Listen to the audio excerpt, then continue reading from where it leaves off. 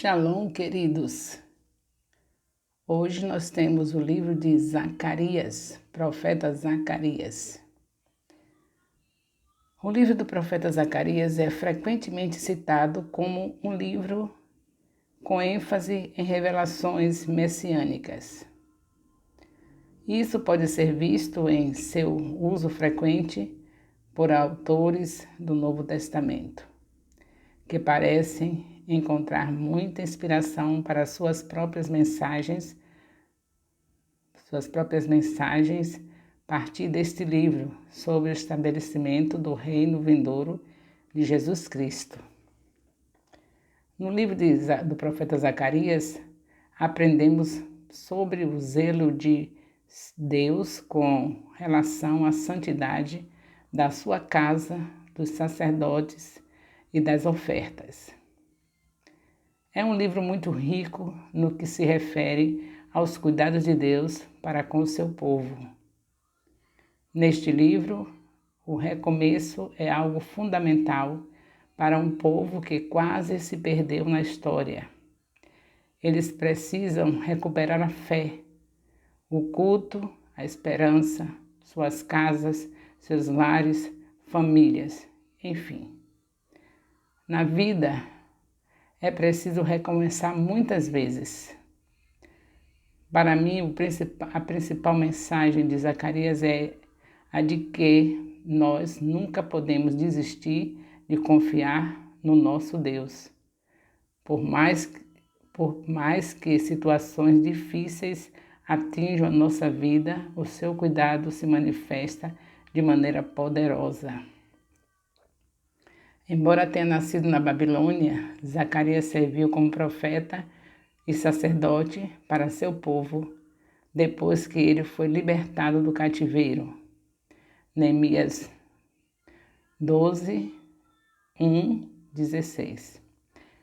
Seu nome significa Jeová se lembra. O profeta Zacarias foi contemporâneo de Ageu, o profeta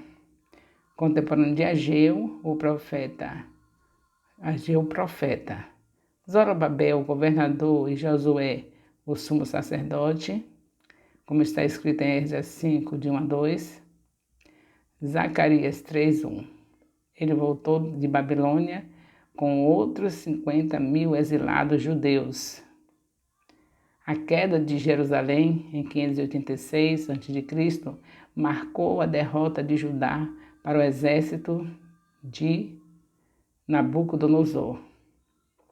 A maioria dos cidadãos foi deportada para a Babilônia, onde viveria 70 anos antes de poder voltar à terra natal durante o que é chamado o Tempo dos Gentios. Jesus se referiu a estes eventos quando falou de si mesmo, logo após seu retorno, durante o qual todas as coisas finalmente serão restauradas.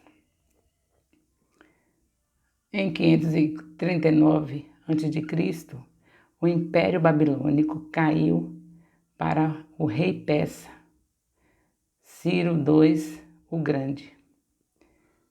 Ele permitiu que os judeus que estavam presos fossem soltos e voltassem para casa com apenas uma parte do povo. O rei determinou que Zorobabel fosse o líder deles.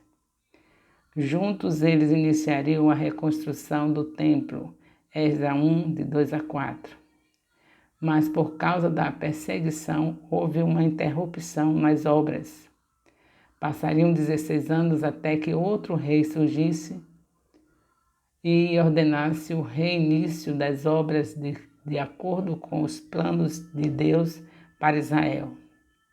O segundo momento da reconstrução foi marcado pelo início do ministério de Zacarias, encorajando as pessoas a se renovarem espiritualmente enquanto revelava como o Senhor queria que seu povo se comportasse. Em 515 a.C., o povo terminou a construção deste templo com o incentivo de Deus. através do profeta Zacarias. A tabela de resumo a seguir mostra as datas significativas tanto em Ageu quanto em Zacarias. O primeiro evento acontece após Esdras ter terminado de registrar sua história, que foi escrita por volta de 500 a.C., durante o que conhecemos como o período pós-exílico. Tem havido muito debate sobre a unidade de data para os capítulos 9 a 14, que alguns estudiosos atribuem a um escritor como Jeremias, mas a maioria das tradições críticas argumentam que foram escritos muito depois, por volta do 3º século a.C. Os argumentos contra essa conclusão baseiam-se fortemente nas diferenças de estilo entre as partes do livro. Entretanto, os estudiosos conservadores demonstram que todas as partes foram escritas por um profeta, Zacarias. As diferenças estilísticas entre o capítulo 9 a 14 são explicadas por seu assunto e estilo, que não é tão polido ou refinado como o de períodos posteriores. Mesmo que possa haver uma data tardia para explicar a referência à Grécia no versículo 13, isso não significa que seja impossível que o profeta aconteça em um momento anterior ao que se pensava. Isso não significa, vou repetir aqui, isso não significa que seja impossível que a profecia aconteça em um momento anterior ao que se pensava. O próprio conteúdo fornece informações suficientes sobre o porquê dessas mudanças ocorrerem para não precisarmos de explicações adicionais fora do que foi escrito. O livro de Zacarias é marcado por histórias com muita linguagem figurativa. Podemos ver individualidade criativa, tanto em ideias provocadoras de pensamentos, quanto em habilidades expressivas, graças ao processo de inspiração dada pelo Espírito Santo. O livro de Zacarias é uma combinação de gêneros, incluindo exortação, profecia e apocalíptico. A sessão de abertura consiste em 8 sonhos que Zacarias teve enquanto dormia. 8 sonhos. Estas visões são descrições figurativas do que acontecerá no futuro, quando Jesus voltar, o final. Os capítulos 9 a 14 contêm 2 visões, onde cada uma traz promessa de restauração para Israel. O livro inteiro tem 14 capítulos e a leitura deles, com entendimento, é extremamente proveitosa. Então, só reler com entendimento. O Espírito Santo está conosco para nos ensinar. É nele que nós confiamos, porque ele é o teólogo dos teólogos e ele veio justamente para nos ensinar. Basta ler a Bíblia crendo que ela é a palavra de Deus e que nada nela é desperdiçado. Louvado seja Deus por isso. Como eu já disse, todo esse estudo desde maio de 2023 é com a finalidade de que nós possamos estar preparados para fazer o principal ministério que Jesus Cristo deixou para nós.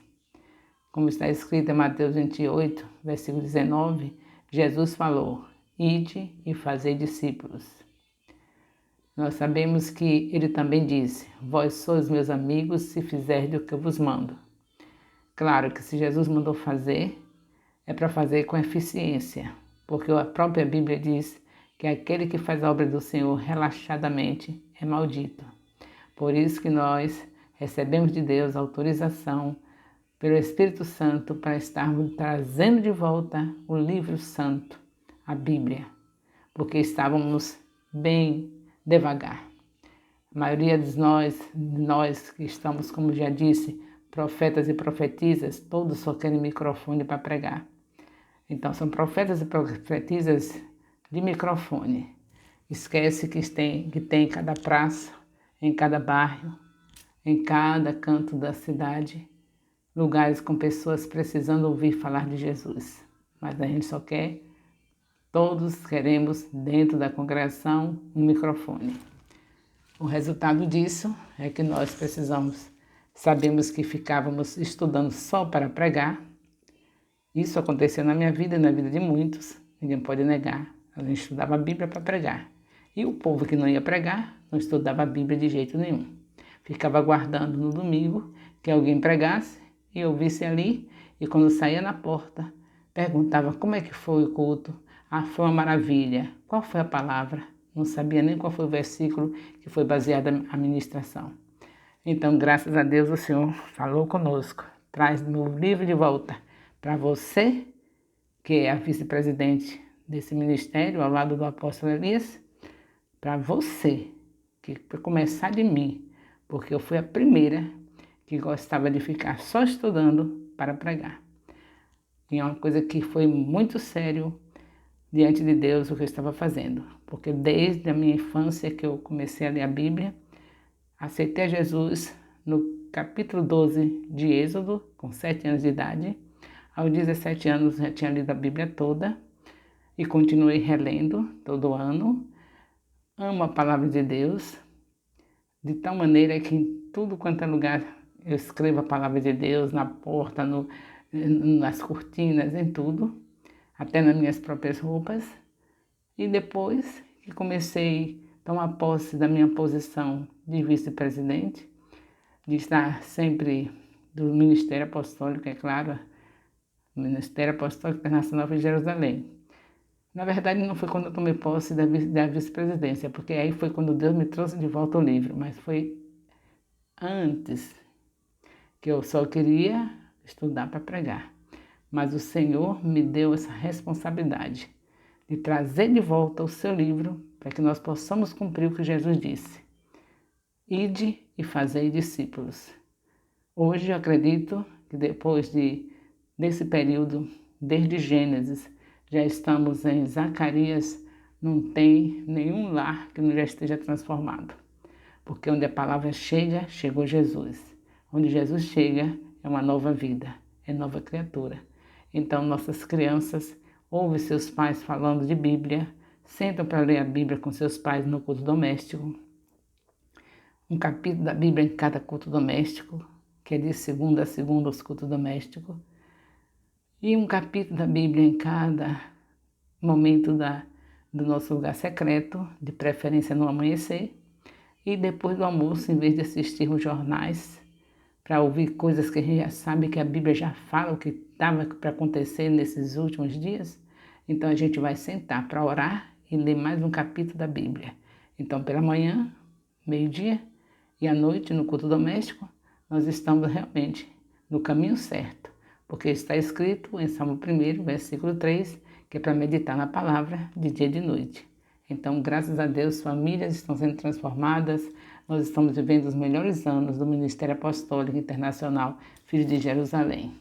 Bendito é o nome do nosso Deus. O amor de Deus, nosso Pai, a graça salvadora do nosso Senhor Jesus Cristo, a comunhão do Espírito Santo seja com todos os discipuladores e discípulos do Ministério Apostólico Internacional Filho de Jerusalém, desde agora e para sempre. Amém.